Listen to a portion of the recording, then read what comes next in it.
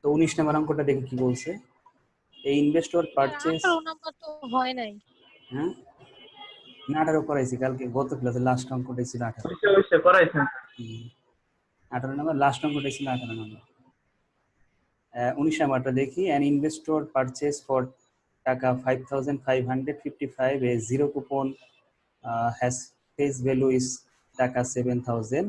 বলছে যে 5555 টাকা একটা পারচেজ মূল্য হবে, যেটার জিরো কুপন বন্ডের মূল্য বলতেছে, অর্থাৎ জিরো কুপন বন্ডের ক্রয় মূল্য হচ্ছে আমরা দেখতেছি 5555 টাকা, আর এটার ফেস ভ্যালু হচ্ছে 7000 টাকা। ম্যাচুরিটি পিরিয়ড হলো 3 ইয়ার্স। আমাদের বের করতে বলছে spot interest rate of the bond, অর্থাৎ বাজারে যে 5555 টাকা যে জিরো কুপন বন্ড কেনা যাবে, সেই জিরো কুপন বন্ডের স্পট ইন্টারেস্ট রেট অর্থাৎ আর এর মান অথবা ডিসকাউন্ট রেটটা কত হবে সেই মানটা আমাদের বের করতে বলছে। তো আমরা যেহেতু এখানে জিরো কুপন বন্ড বলছে, আমরা জিরো কুপন বন্ডের সাহায্যে জিরো কুপন বন্ডের যে আর এর মান, সূত্রের মধ্যে আর প্রয়োগ করা হয়, সূত্রটা ছিল zero coupon bond is equal to MB divided by 1 plus r power n. তাহলে ওই আর এর মানটা আমাদের শুধু নাই, এছাড়া জিরো কুপন বন্ডের ভ্যালু দেওয়া আছে, ম্যাচুরিটি ভ্যালু দেওয়া আছে, এন এর মানও দেওয়া আছে, শুধু আর এর মানটা নেই, আর এর মানটা আমরা ক্যালকুলেট করে বের করব।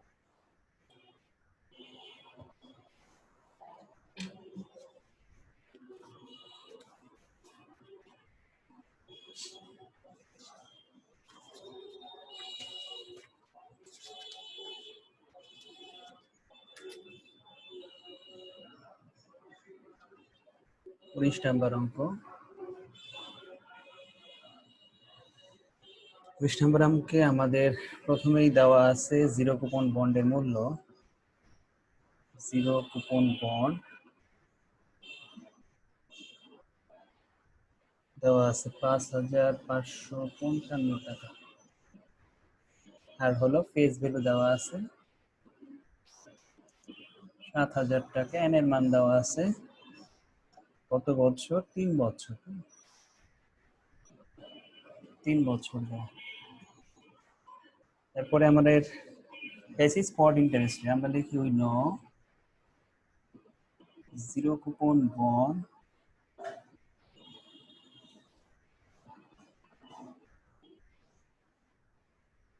equal to maturity value divided by 1 plus r power n। Zero coupon বন্ডের মূল্য 5555, 7000 face value, 1 plus r, n এর মান 3, তাহলে 1 plus r power 3 is equal to 7000 ভাগ 5555 কত আসে, উভয় পাশে এই রুটটা 3টা উঠানোর জন্য উভয় পাশে আমরা রুট ওভার 3 করব, কত আসে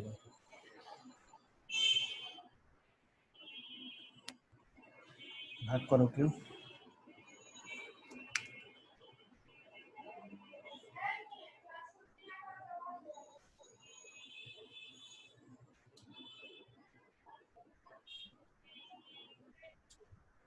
কত হয়, 7000 ভাগ 5555, 4টা 5, 1.2601 পাশে লিখি আমরা। তাহলে এই এই রুট 3টা ওঠানোর জন্য আমি উভয় পাশে রুট ওভার 3 করতেছি। ওই ওটা রুট ওভার 3 করলে কত আসে, এখানে থাকবে 1 প্লাস আর ওইটা কত আসে, 3 শিপ পাওয়ার দিয়ে এটা দিতে হবে, 3 শিপ পাওয়ার দিয়ে, 3 শিপ পাওয়ার থেকে ওইটা চাপতে হবে, কত আসে,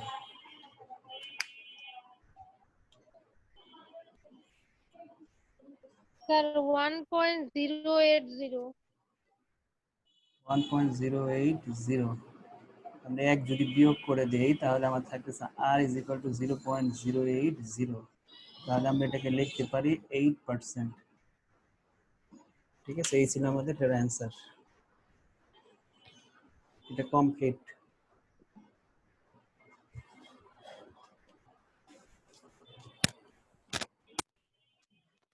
এরপরে আমরা আরেকটা অঙ্ক করলে আমাদের বন্ড ভ্যালুয়েশন অফ বন্ড শেষ হবে।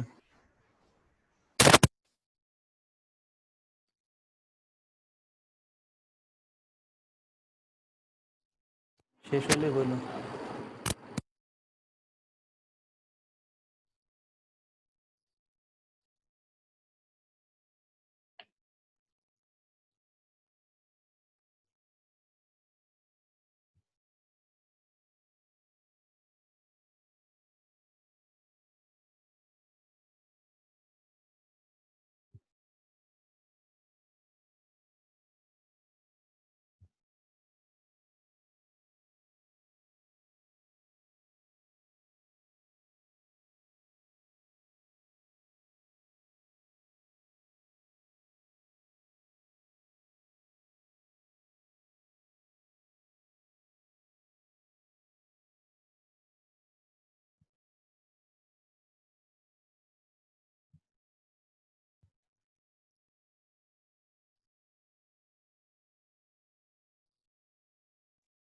শেষ।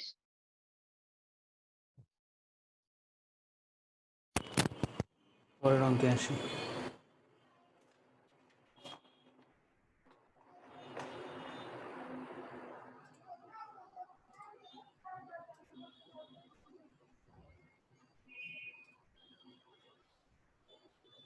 বিশ নম্বর অঙ্ক বলতেছে the Hayman company a bond have 4 year remaining to maturity. একটা বন্ডের ম্যাচুরিটি পিরিয়ড দেওয়া আছে 4 বছর। ইন্টারেস্ট ইজ পেইড অ্যানুয়ালি, সুদ প্রতি বছর দেওয়া হয়। দা বন্ড হ্যাভ এ টাকা 1000 পার ভ্যালু, বন্ডের লিখিত মূল্য আছে 1000 টাকা এবং কুপন রেট আছে 9%। তোমাকে ওয়াইটিএম বের করতে বলছে। প্রথমেই মার্কেট প্রাইস অর্থাৎ সেলস ভ্যালু 829 টাকা ধরে, আর একবার করতে বলছে 1104 টাকা ধরে। ঠিক আছে, আমরা তাহলে ওয়াইটিএম করব একবার 829 টাকা ধরে, একবার 1104 টাকা ধরে। তাহলে আমরা দুইবার ওয়াইটিএম করব।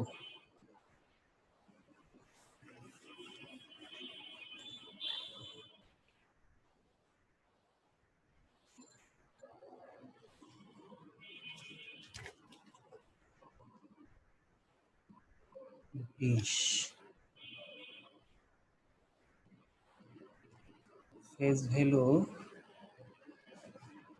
1000 টাকা, এরপরে এন এর মান দেওয়া আছে 4 বছর, ইন্টারেস্ট আসবে 1000 টাকার 9%, 90 টাকা।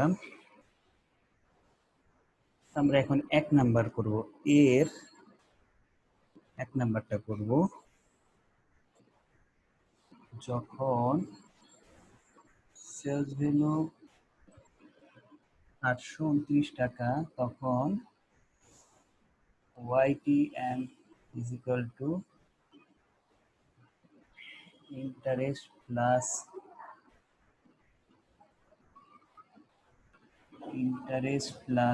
RB minus NSV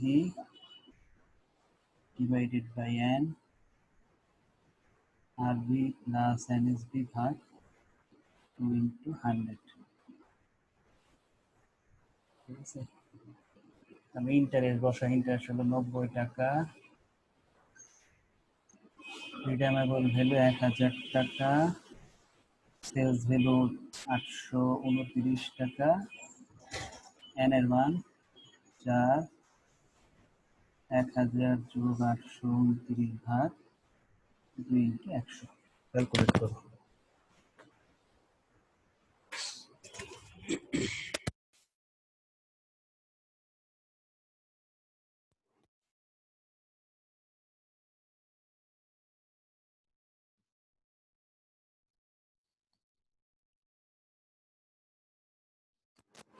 কত হয়?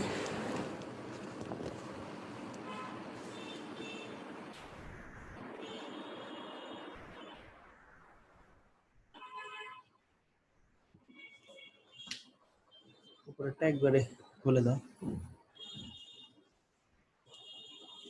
তার উপরের অ্যান্সারটা আছে $132.75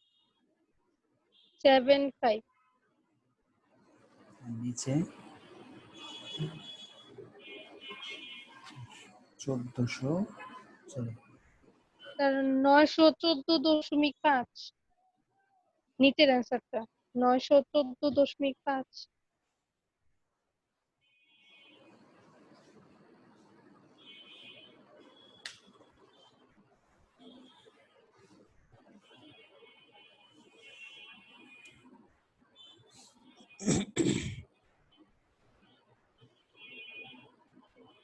টোটাল আসে 14.52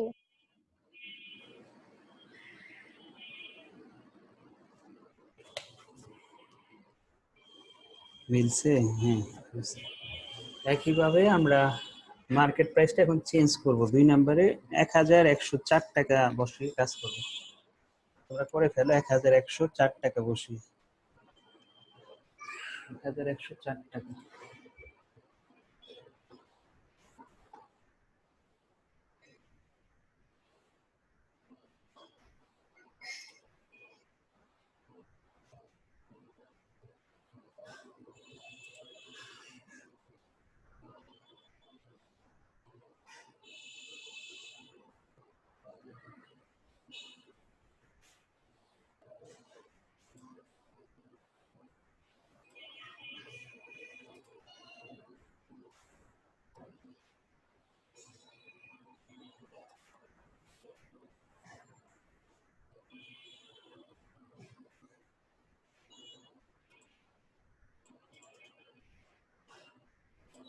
এক 1104 টাকা বসিয়ে পরেরটা করো।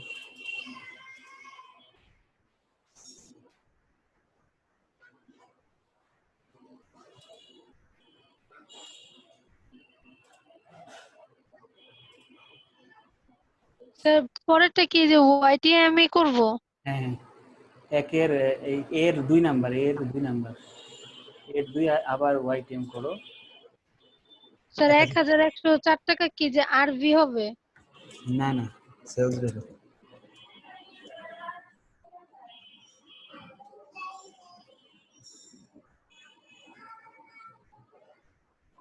1104 টাকা।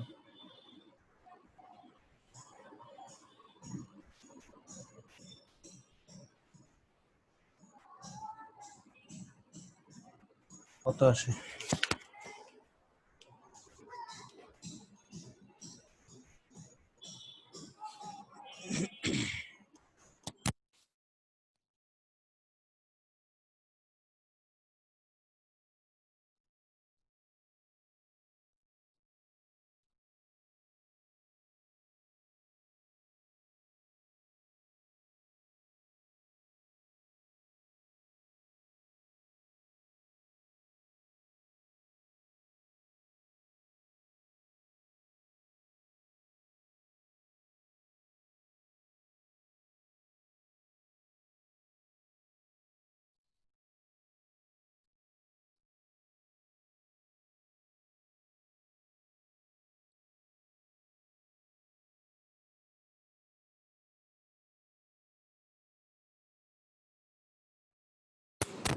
উপরে কত হয় উপরে?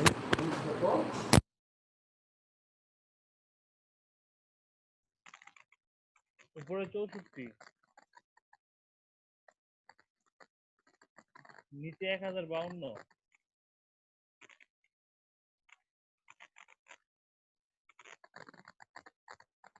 6.08%।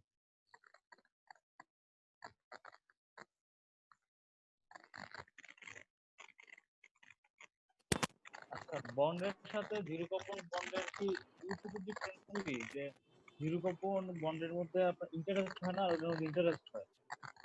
হ্যাঁ, জিরো কুপন বন্ডের সুদের হার উল্লেখ থাকে না। জাস্ট এইটুকু ডিফারেন্সই না?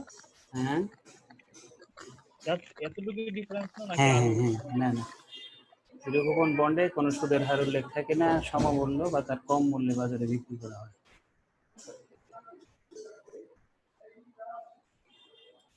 স্যার এই জিরো কুপন বন্ডটা কি? হুম? যে বন্ডে কোনো সুদের হার উল্লেখ থাকে না, সমমূল্য বা তার কম মূল্যে বিক্রি করা হয় সেটাকে জিরো কুপন বন্ড বলে। কুপন মানে হলো ইন্টারেস্ট, হ্যাঁ, ইন্টারেস্ট এর হার উল্লেখ থাকবে না ওই বন্ডে।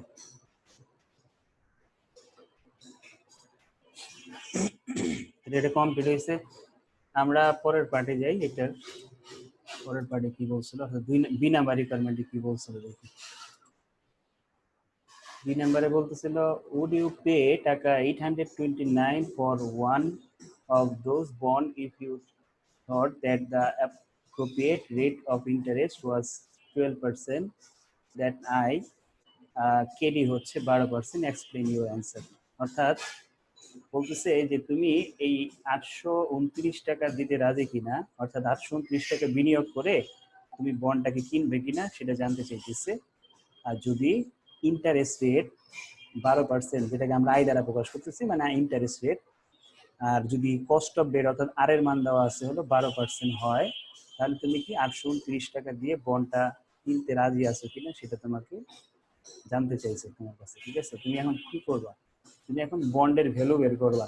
যে প্রশ্নে যে 1000 টাকার মূল্যের যে ফেস ভ্যালু এবং সুদের হার আগে ছিল 9, এখন বলতেছে 12, সুদের হার 12% ধরে 4 বছরে দেখবা 4 বছরে যে রিটার্ন গুলো আমরা পাবো, অর্থাৎ প্রথম বছর পাবো 1000 টাকা হলো পার ভ্যালু, 12% হলো সুদ, অর্থাৎ 120 টাকা আমি প্রথম বছর সুদ পাইতেছি, দ্বিতীয় বছরে 120 টাকা সুদ পাইতেছি, এরকম 4 বছর 120 টাকা করে আমরা সুদ পাইতেছি, আর 1000 টাকা 4 বছর শেষে পাইতেছি।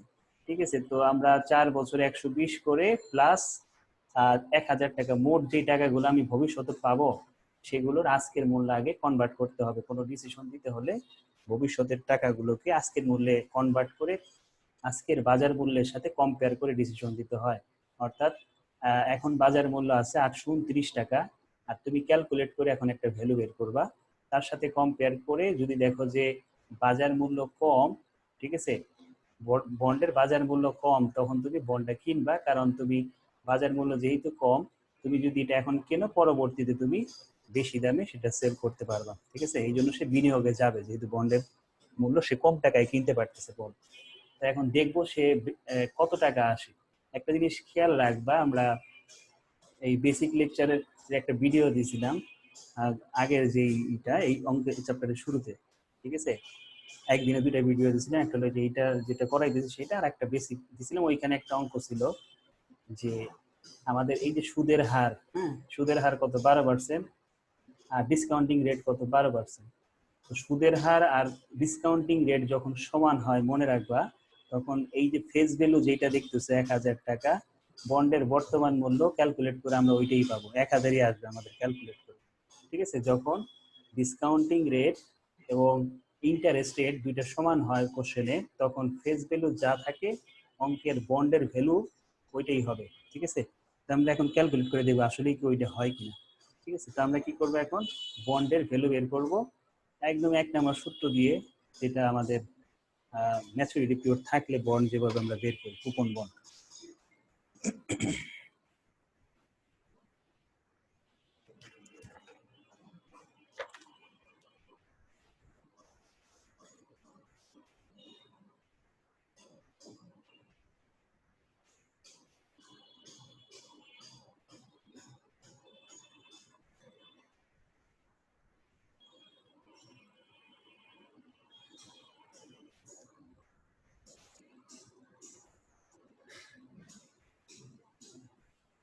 এই সূত্র দিয়ে আমরা এখন বন্ডের ভ্যালু বের করবো।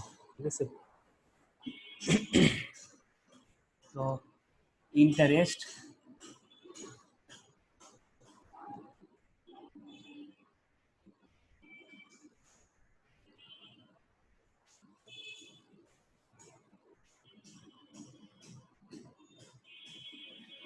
সূত্র লিখবো উপরে। হ্যাঁ, ইন্টারেস্ট 12%, 120, এন এর মান 4, আর এর মানও 12%।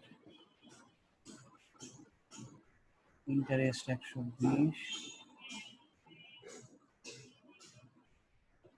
12%, 4 বছর,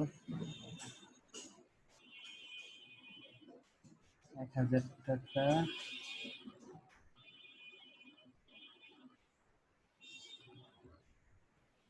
4 120 ইন্টু কত আসে না একবার এটা দিন।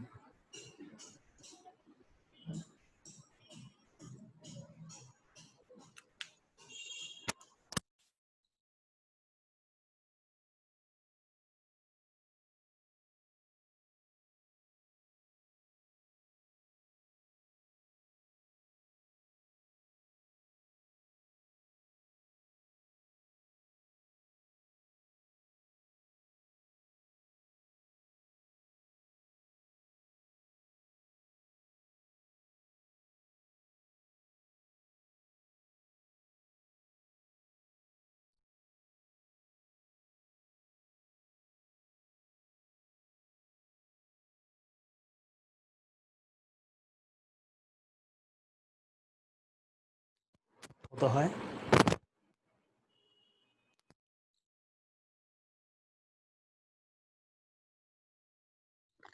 3.037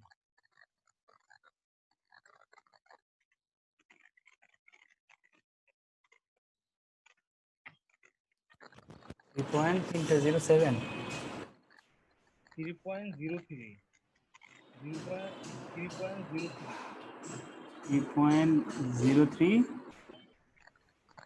73 আর ওইটা বের করতে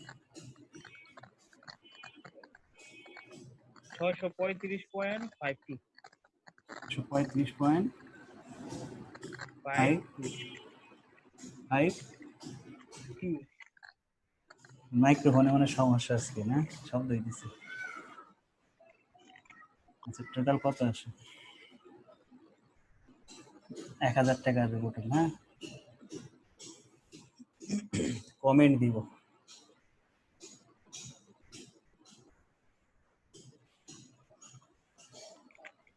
999.996 এই 1000 এটা the investor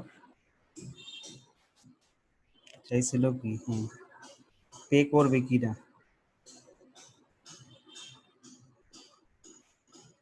pay for buy the bond, ওই বন্ডটা কেনার জন্য সে পে করবে বিকজ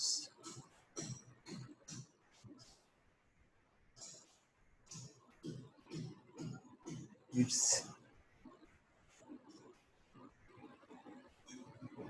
কারেন্ট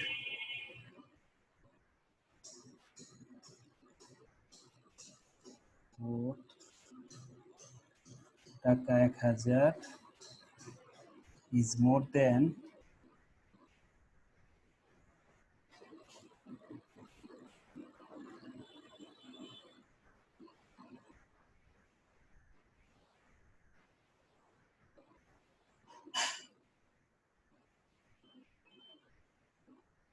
অর্থাৎ পারচেজ প্রাইস ছিল হলো কত 829 টাকা, সে 829 টাকায় কিনে ওইটা 1000 টাকা বিক্রি করতে পারবে। কারণ আমরা যেই বন্ডটা নিতে চাইতেছি তার অ্যাকচুয়াল ভ্যালু আছে ক্যালকুলেট করে আমরা বের করছি 1000, কিন্তু আমরা যখন বাজারে কিনতে যাই তাহলে সেটা আমি 829 টাকা দিয়ে কিনতে পারতেছি। তাহলে 829 টাকা দিয়ে কিনে সে 1000 টাকা বিক্রি করতে পারতেছে, তাহলে তার মাঝখানে লাভ হবে, সেই জন্য কি করবে সে বন্ডটা কিনবে। ঠিক আছে, আসলে আমাদের 7 নম্বর।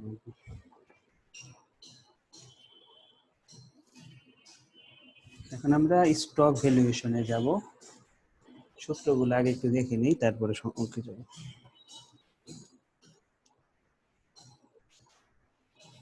আমরা স্যার খাতা শেষ। আমরা একটা করে সূত্র দেখবি, একটা করে অঙ্ক দেখবি। হ্যাঁ, একসাথে সব সূত্র দেখবেন, একসাথে সব সূত্র দেখলে গেলে আবার গোলায় হইবে সব।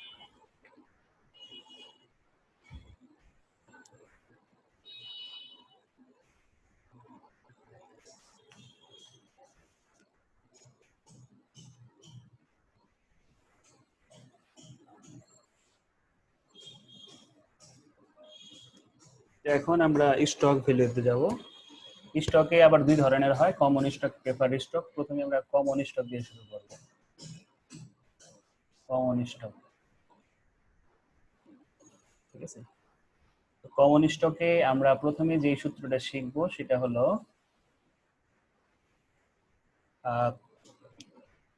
Dividend model. বিভিন্ন মডেলে আমরা সূত্রগুলো সাজাবো।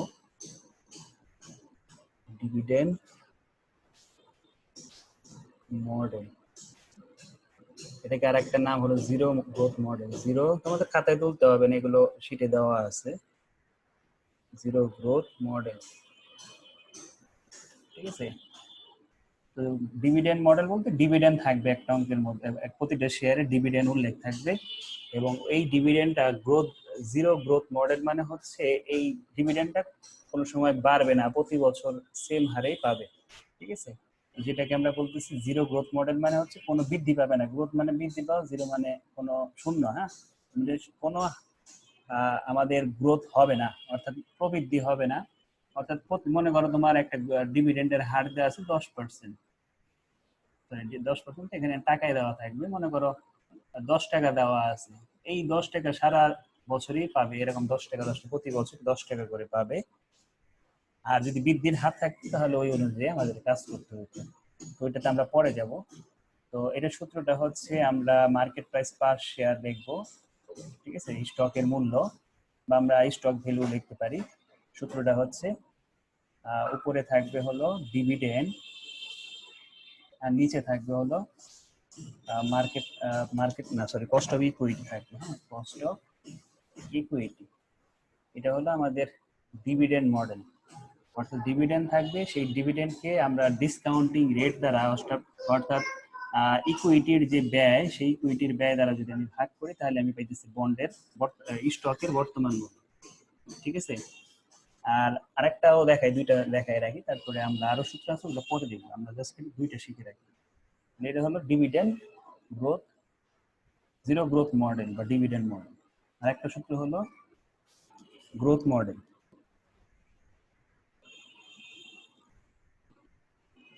ডিভিডেন্ড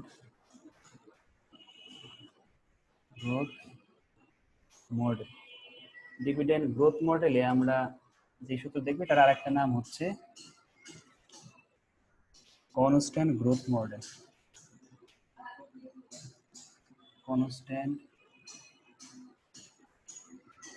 গ্রোথ মডেল, ঠিক আছে, constant growth model.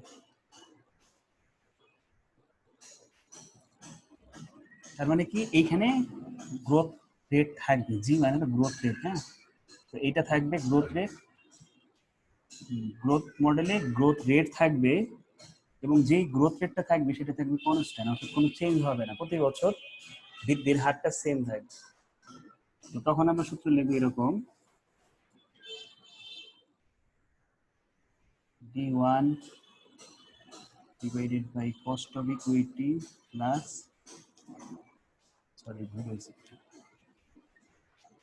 Minus g, ঠিক আছে। তার মানে এই এই সূত্র যখন করব তখন কোনো গ্রোথ রেট থাকবে না, জি এর মান থাকবে না, এটা থাকবে না, তখন আমরা এই সূত্রটা ইউজ করব।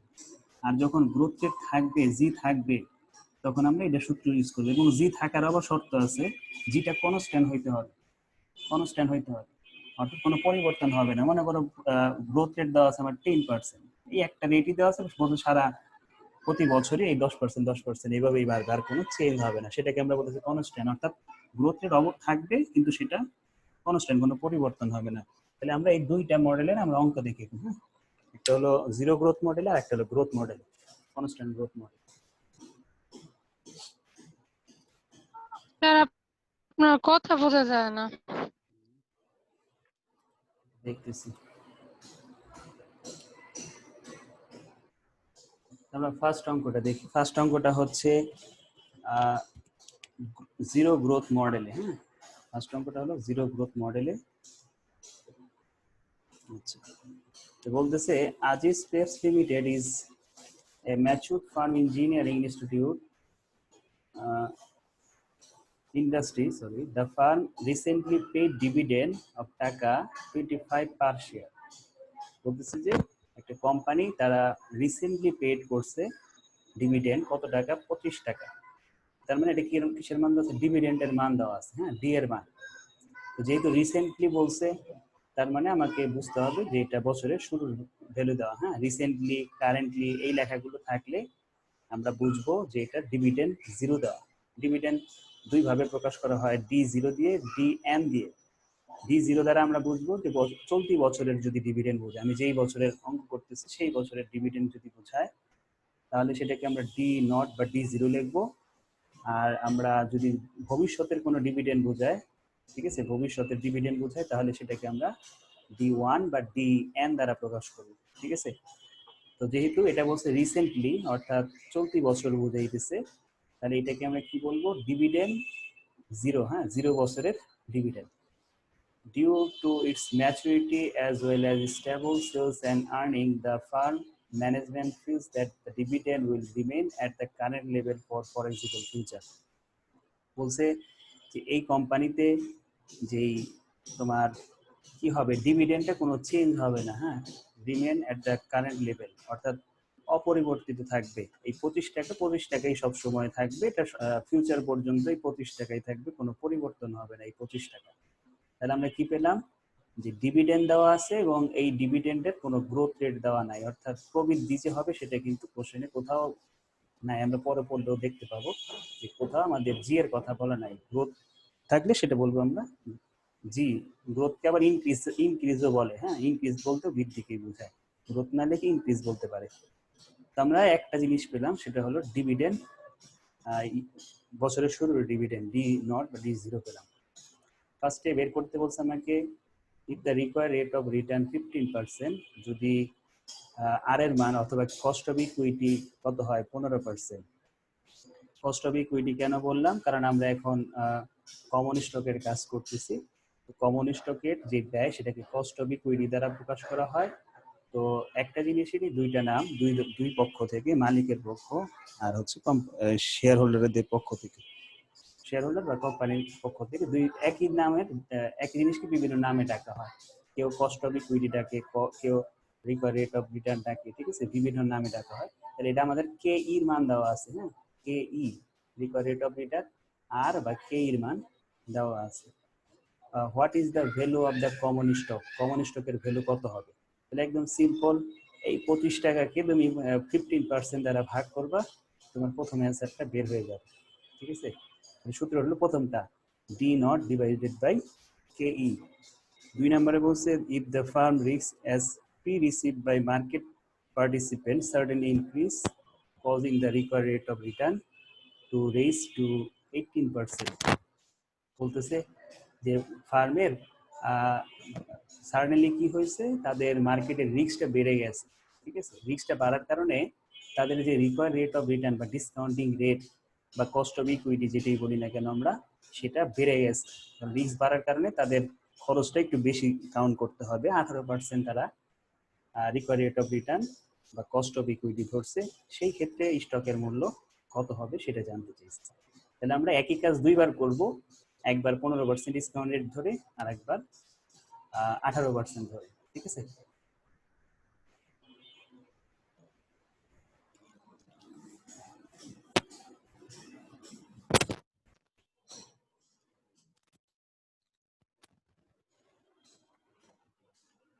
এই স্টক ভ্যালুর আমরা 1 নম্বর অঙ্ক করতেছি।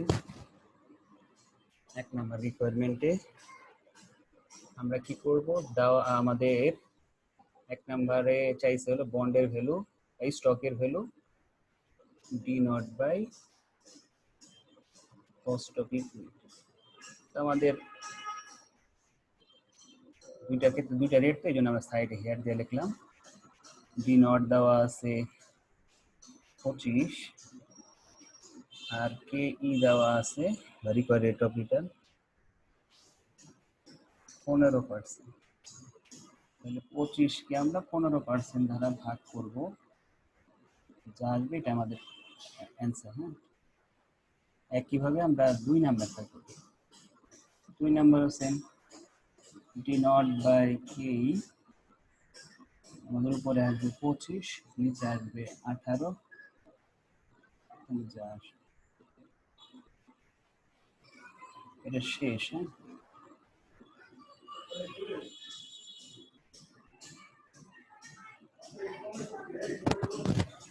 তার উপরে অ্যান্সারটা 116 না 166.67।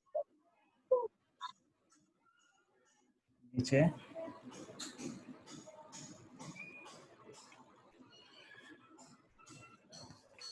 নিচেরটা দেখো। টপিকটার নাম কি জানেন? স্যার 138.89। স্যার টপিকটার নাম স্টক ভ্যালুয়েশন, কমন স্টক, আরে এর আগে যেটা করলাম বন্ড ভ্যালুয়েশন।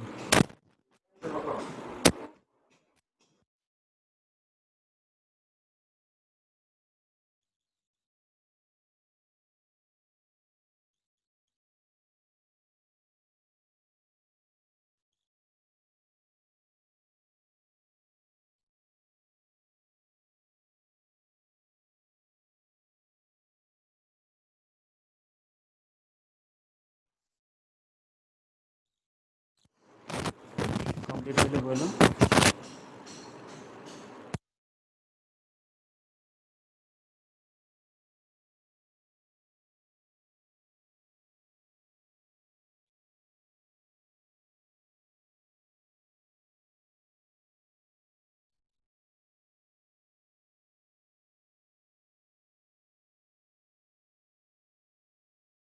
স্যার শেষ।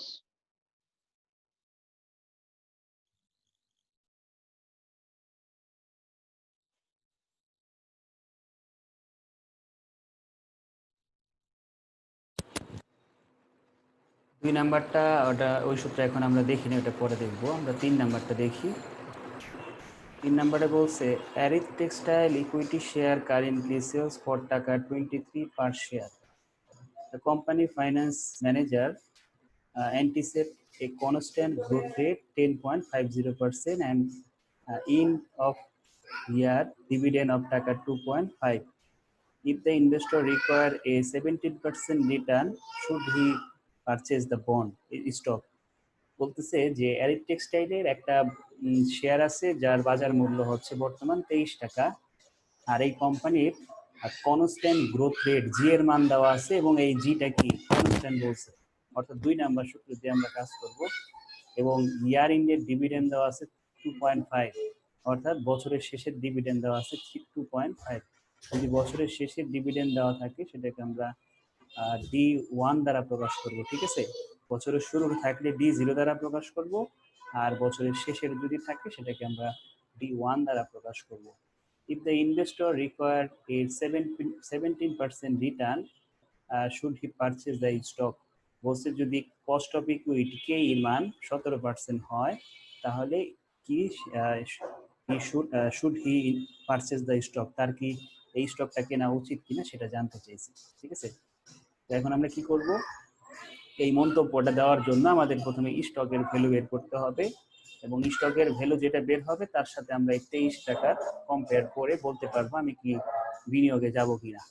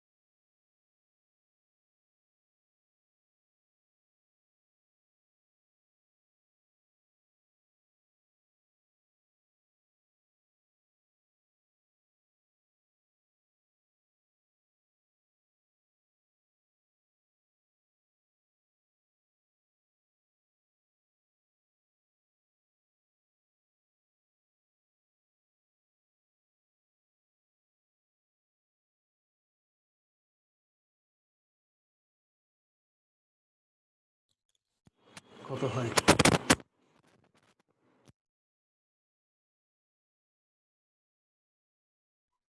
আটত্রিশ পয়েন্ট আটচল্লিশ।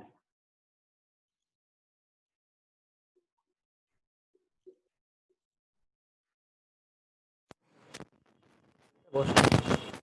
স্যার 17 থেকে 10 10 10 5 বাদ দাও, 17 থেকে নিচে। স্যার হুম হুম। আপনি কি মানে আইডি চেঞ্জ করছেন? না, নাম চেঞ্জ করছি। হ্যাঁ, নাম চেঞ্জ করছি। ও নাম চেঞ্জ করছেন। আমি ভাবছি যে আপনার ওই যে আতাউর রহমান আইডি আবার সাবস্ক্রিপশন করছেন। এই নাম চেঞ্জ করছি। আচ্ছা, এখানে কত হয়েছিল বিয়োগ ফলটা?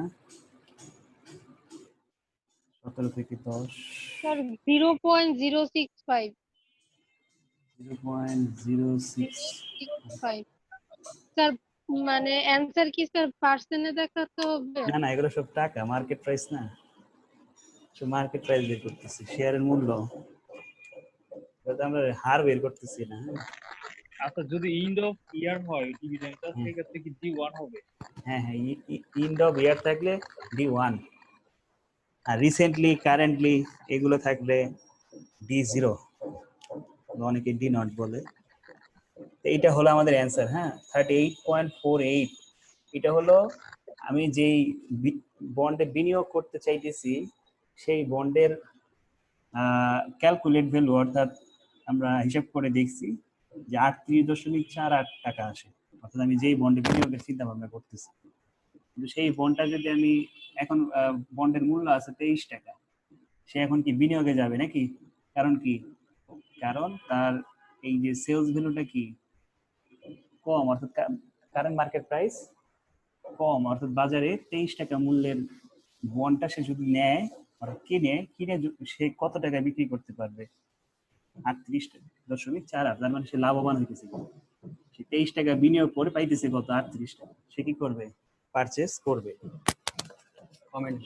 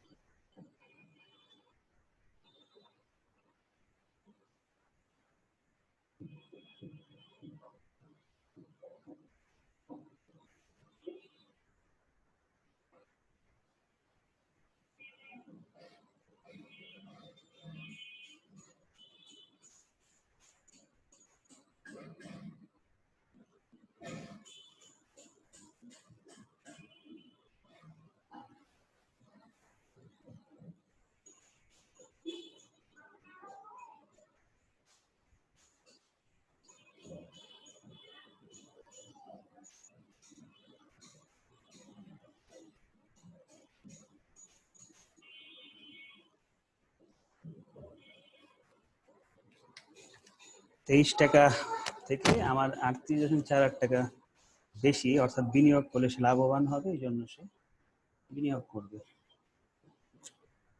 ঠিক আছে?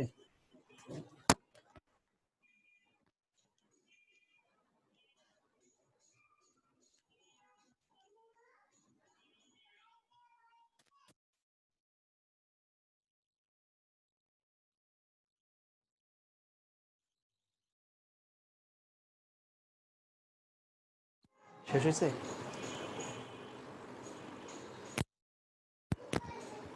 হ্যাঁ স্যার শেষ।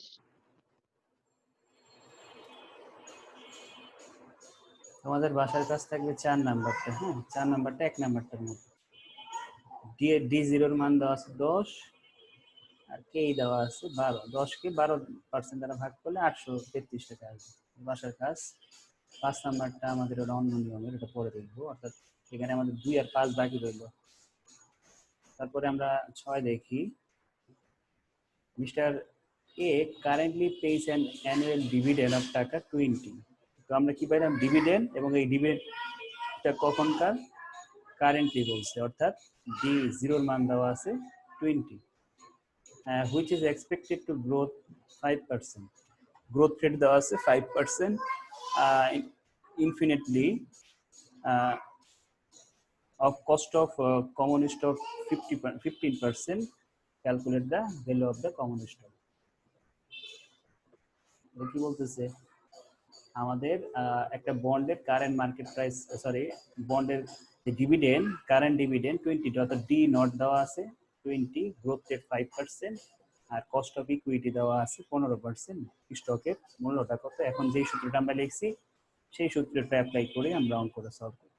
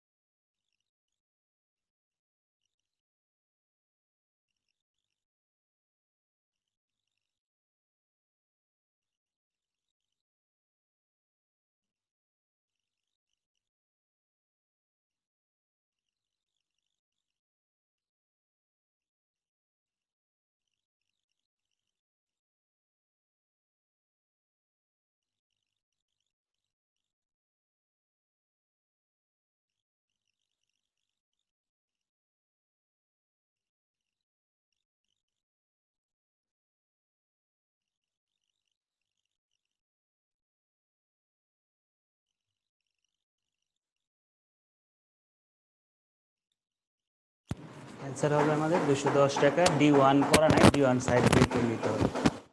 D1 বের করার সূত্র হলো D not into 1 plus G।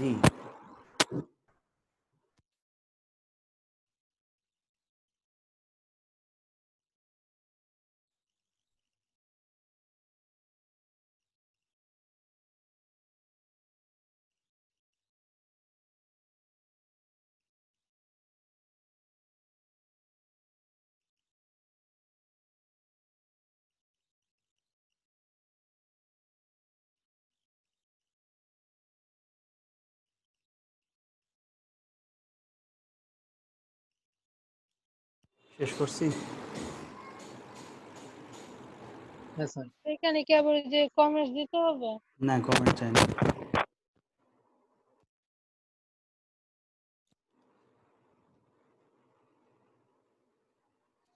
ভাষার কাজ থাকবে 7, 7 একই অঙ্ক, যেগুলো একরকম অঙ্ক সেগুলো কাজ দিতেছি। তাহলে কাজ দিয়েছি 4 আর 7, 4, 7, 8, এটা বাড়ির কাজ। তাতে লিখে নাও 4, 7, 8। যেহেতু গ্রোথ রেট আছে, যে এখন যে সূত্র করছে এটা করবো। আবার যে এখানেও গ্রোথ রেট আছে, ঠিক আছে, যে ইনক্রিজ বলছে না, এটাই গ্রোথ রেট। তাহলে 7, 7 আর 8 কি যে 7 আর 8, তিনের মতো? হ্যাঁ হ্যাঁ, 7 আর 8 3 এর মতো, আর 4 নাম্বারটা 1 এর মতো। এখন আমরা 9 করব। 9 বলতেছে যে ACI company currently has an EPS, অর্থাৎ যেটাকে শর্টকাটে বলছে আমরা ইপিএস বলছে, যার পূর্ণরূপ হচ্ছে আর্নিং পার শেয়ার, ঠিক আছে, টাকা 60 টাকা করে, অর্থাৎ শেয়ার প্রতি আয় 60 টাকা, and dividend pay out ratio 40%, অর্থাৎ ডিপি রেশিও, এটাকে শর্টকাটে আমরা বলি ডিপি রেশিও, যেটার মান দেওয়া আছে 40%। আমরা আর্নিং পার শেয়ারের সাথে আমরা যদি এই ডিপি রেশিও গুণ করি 40%, তাহলে আমরা পাবো ডি নট, অর্থাৎ বছরের শুরু বা কারেন্টলি ডিভিডেন্ড পাবো। আর্নিং পার শেয়ারের সাথে, অর্থাৎ শেয়ার প্রতি আয়ের উপরে কি করতে হবে, আমাকে লভ্যাংশ ধরতে হবে, ঠিক আছে, কারণ লভ্যাংশ দেওয়া হয় আমাদের শেয়ার প্রতি আয় যেটা থাকে সেটার উপর, বা সংগ্রহিত আয়ের উপর, ঠিক আছে। একটা কোম্পানির সংগ্রহিত আয় যতটুকু থাকে, তারপরে মোট আয় যত থাকে তার একটা অংশ ডিভিডেন্ড আকারে দেওয়া হয়, আরেকটা অংশ সংরক্ষণ করে রাখা হয়। কিছু কিছু কোম্পানি আবার সম্পূর্ণ টাকাই ডিভিডেন্ড আকারে দিয়ে দিতে পারে, ঠিক আছে, কোনো সংরক্ষণ না রেখে। যে আমরা এই যতটুকু শেয়ার হোল্ডারদের পেইড করি সেটাকে বলি আমরা ডিভিডেন্ড 40%, আর বাকি যেই 60% রইল, ঠিক আছে, সেই 60%কে আমরা বলি রিটেনশন রেশিও, অর্থাৎ সংগৃহীত আয়ের হার কত, মানে আমরা এই 60 টাকার মধ্যে কতটুকু আমি শেয়ার হোল্ডারদের লভ্যাংশ আকারে দিলাম আর কতটুকু আমাদের সংরক্ষণ করে রেখে দিলাম, এই দুই ভাগে বিভক্ত করা হয় এই আয়টাকে, ঠিক আছে। কোম্পানির যে নিট আয় হয় সেই নিট আয়ের একটা অংশ শেয়ার হোল্ডারদের লভ্যাংশ আকারে দেওয়া হয় আর একটা অংশ রেখে দেওয়া হয়। কিছু কিছু কোম্পানি আছে তারা আবার সম্পূর্ণ টাকাই ডিভিডেন্ড আকারে দিয়ে দিতে পারে। তো এই পার্সেন্টেজ চেঞ্জও হইতে পারে, যে কোনো পার্সেন্টেজ হতে পারে। তাহলে আমরা ডিভিডেন্ড পেলাম কত, 6 টাকার 60 টাকার 40%, 24 টাকা আমাদের dividend. An investor require a 15% return, আর কে এর মান দেওয়া আছে 15, তারপরে বলছে গ্রোথ রেট 10%, ঠিক আছে। তো আমাদের কি অঙ্কটা সেম, এখন যে অঙ্কটা পড়ছে ওই রকম হয়ে গেল না? আমাদের একটা জিনিস বের করতে হবে, সেটা ডিভিডেন্ড আগে বের করে নিতে হবে।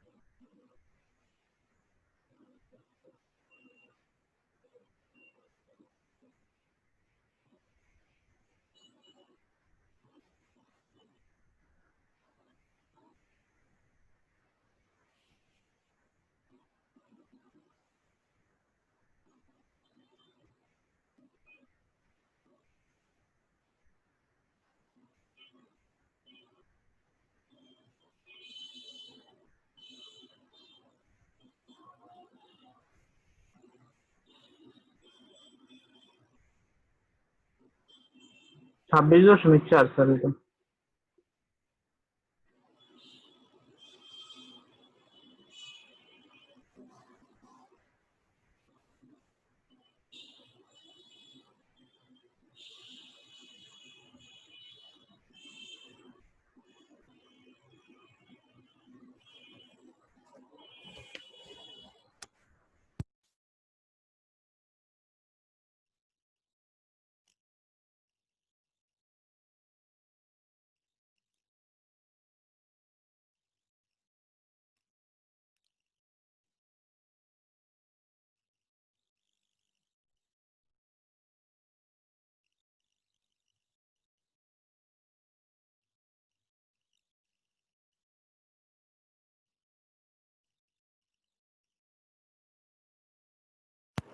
অ্যান্সার কত?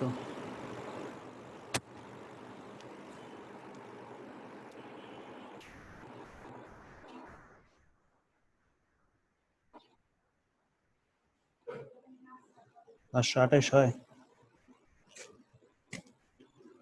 হ্যাঁ স্যার 528।